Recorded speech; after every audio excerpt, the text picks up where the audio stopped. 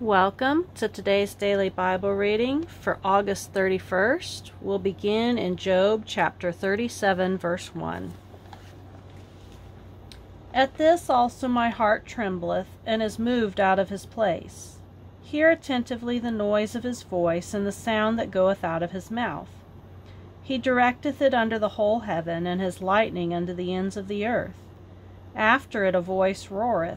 He thundereth with the voice of his excellency, and he will not stay them when his voice is heard. God thundereth marvelously with his voice. Great things doeth he, which we cannot comprehend. For he saith to the snow, Be thou on the earth, likewise to the small rain, and to the great rain of his strength. He sealeth up the hand of every man, that all men may know his work. Then the beasts go into dens, and remain in their places. Out of the south cometh the whirlwind, and cold out of the north. By the breath of God frost is given, and the breadth of the waters is straitened. Also by watering he wearieth the thick cloud, he scattereth his bright cloud. And it is turned round about by his counsels, that they may do whatsoever he commandeth them upon the face of the world and the earth. He causeth it to come, whether for correction, or for his land, or for mercy. Hearken unto this, O Job, stand still and consider the wondrous works of God. Dost thou know when God disposed them, and caused the light of his cloud to shine? Dost thou know the balancings of the clouds, the wondrous works of him which is perfect in knowledge? How thy garments are warm when he quieteth the earth by the south wind. Hast thou with him spread out the sky, which is strong, and as a molten looking-glass? Teach us what we shall say unto him, for we cannot order our speech by reason of darkness. Shall it be told him that I speak? If a man speak, surely he shall be swallowed up. And now men see not the bright light which is in the clouds, but the wind passeth and cleanseth them. Fair weather cometh out of the north, with God is terrible majesty. Touching the Almighty we cannot find him out. He is excellent in power, and in judgment, and in plenty of justice. He will not afflict. Men do therefore fear him. He respecteth not any that are wise of heart. Then the Lord answered Job out of the whirlwind, and said, Who is this that darkeneth counsel by words without knowledge? Gird up now thy loins like a man, for I will demand of thee, and answer thou me. Where wast thou when I laid the foundations of the earth? Declare, if thou hast understanding. Who laid the measures thereof, if thou knowest, or who hath stretched the line upon it? Whereupon are the foundations thereof fastened, or who laid the cornerstone thereof? When the morning stars sang together, and all the sons of God shouted for joy? Or who shut up the sea with doors, when it brake forth, as if it had issued out of the womb? When I made the cloud the garment thereof, and thick darkness a swaddling band for it, and brake up for it my decreed place, and set bars and doors, and said, Hitherto shalt thou come, but no further, and here shall thy proud waves be stayed? Hast thou commanded the morning since thy days, and caused the dayspring to know his place, that it might take hold of the ends of the earth, that the wicked might be shaken out of it? It is turned as clay to the seal, and they stand as a garment. And from the wicked their light is withholden, and from the high arm shall be broken. Hast thou entered into the springs of the sea, or hast thou walked in the search of the depth? Have the gates of death been opened unto thee, or hast thou seen the doors of the shadow of death? Hast thou perceived the breadth of earth? Declare, if thou knowest it all. Where is the way where light dwelleth? And as for darkness, where is the place thereof? That thou shouldest take it to the bound thereof, and that thou shouldest know the paths to the house thereof. Knowest thou it, because thou wast then born, or because the number of thy days is great? Hast thou entered into the treasures of the snow, or hast thou seen the treasures of the hail? which I have reserved against the time of trouble, against the day of battle and war? By what way is the light parted, which scattereth the east wind upon the earth? Who hath divided a watercourse for the overflowing of waters, or a way for the lightning of thunder? To cause it to rain on the earth, where no man is, on the wilderness, wherein there is no man, to satisfy the desolate and waste ground, and to cause the bud of the tender herb to spring forth? Hath the rain a father, or who hath begotten the drops of dew? Out of whose womb came the ice, and the hoary frost of heaven? Who hath gendered it? The waters are hid as with a stone, and the face of the deep is frozen. Canst thou bind the sweet influences of Pleiades, or loose the bands of Orion? Canst thou bring forth Mazzaroth in his season, or canst thou guide Arcturus with his sons? Knowest thou the ordinances of heaven? Canst thou set the dominion thereof in the earth? Canst thou lift up thy voice to the clouds, that abundance of waters may cover thee? Canst thou send lightnings, that they may go, and say unto thee, Here we are? Who hath put wisdom in the inward parts, or who hath given understanding to the heart? Who can number the clouds in wisdom, or who can say to the bottles of heaven, when the dust groweth into hardness, and the clods cleave fast together? Wilt thou hunt the prey for the lion, or fill the appetite of the young lions? When they couch in their dens, and abide in the covert to lie in wait? Who provideth for the raven his food, when his young ones cry unto God? They wander for lack of meat. Knowest thou the time when the wild goats of the rock bring forth? Or canst thou mark when the hinds do calve? Canst thou number the months that they fulfill, or knowest thou the time when they will bring forth? They bow themselves, they bring forth their young ones, they cast out their sorrows. Their young ones are in good liking, they grow up with corn, they go forth and return not unto them. Who hath sent out the wild ass free, or who hath loosed the bands of the wild ass? Whose house I have made the wilderness, and the barren land his dwellings. He scorneth the multitude of the city, neither regardeth he the crying of the driver.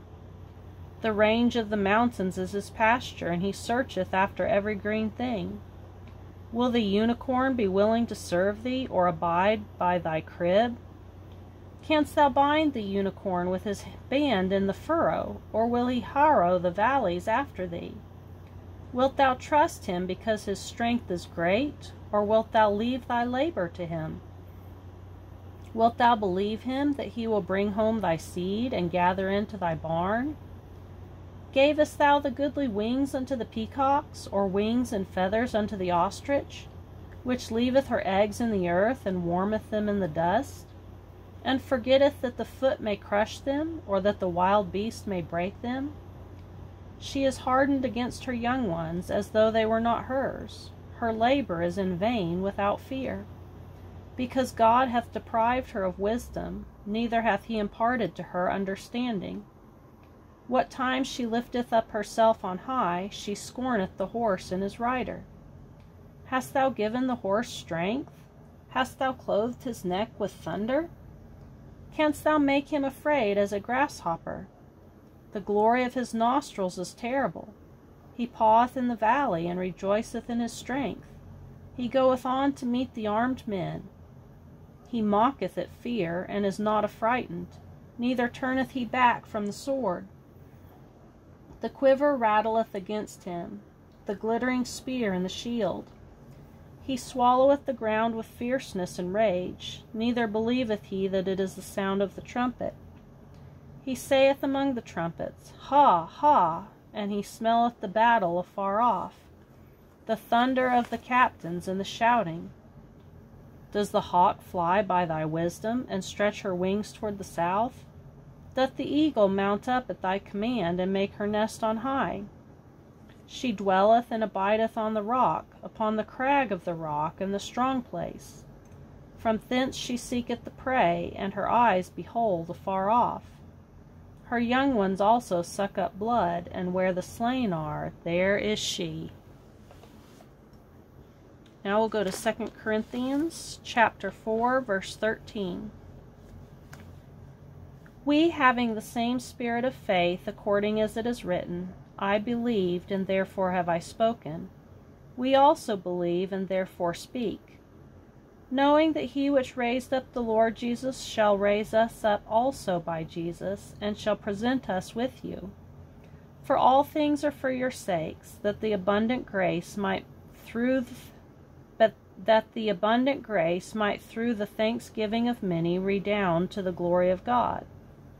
For which cause we faint not, but through our outward man perish, yet the inward man is renewed day by day. For our light affliction, which is but for a moment, worketh for us a far more exceeding and eternal weight of glory. While we look not at the things which are seen, but at the things which are not seen. For the things which are seen are temporal, but the things which are not seen are eternal. For we know that if our earthly house of this tabernacle were dissolved, we have a building of God, a house not made with hands, eternal in the heavens. For in this we groan, earnestly desiring to be clothed upon with our house which is from heaven.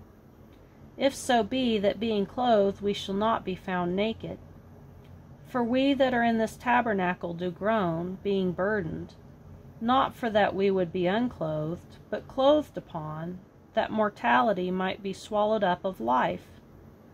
Now he that hath wrought us for the selfsame thing is God, and who also hath given unto us the earnest of the Spirit. Therefore we are always confident, knowing that, whilst we are at home in the body, we are absent from the Lord. For we walk by faith, and not by sight. We are confident, I say, and willing rather to be absent from the body and to be present with the Lord. Wherefore we labor, that, whether present or absent, we may be accepted of him. For we must all appear before the judgment seat of Christ, that every one may receive the things done in his body, according to that he hath done, whether it be good or bad. And Psalm chapter 44, verse 9. But thou hast cast off and put us to shame, and goest not forth with our armies. Thou makest us to turn back from the enemy, and they which hate us spoil for themselves. Thou hast given us like sheep appointed for meat, and hast scattered us among the heathen. Thou sellest thy people for naught, and dost not increase thy wealth by their price. Thou makest us a reproach to our neighbors, a scorn and a derision to them that are bound round about us. Thou makest us a byword among the heathen, a shaking of the head among the people. My confusion is continually before me, and the shame of my face hath covered me. For the voice of him that reproacheth and blasphemeth, by reason of the enemy and the avenger. All this is come upon us, yet have we not forgotten thee, neither have we dealt falsely in thy covenant. Our heart is not turned back, neither have our steps declined from thy way. Though thou hast sore broken us in the place of dragons, and covered us with the shadow of death. If we have forgotten the name of our God, or stretched out our hands to a strange God, shall not God search this out? For he knoweth the secrets of the heart. Yea, for thy sake we are killed all the day long, we are counted as sheep for the slaughter. Awake, why sleepest thou, O Lord? Arise, cast us not off forever. Wherefore hidest thou thy face, and forgettest our affliction and our oppression? For our soul is bowed down to the dust, our belly cleaveth unto the earth. Arise for our help, and redeem us for thy mercy's sake. In Proverbs chapter 22, verse 13. The slothful man saith, There is a lion without, I shall be slain in the streets.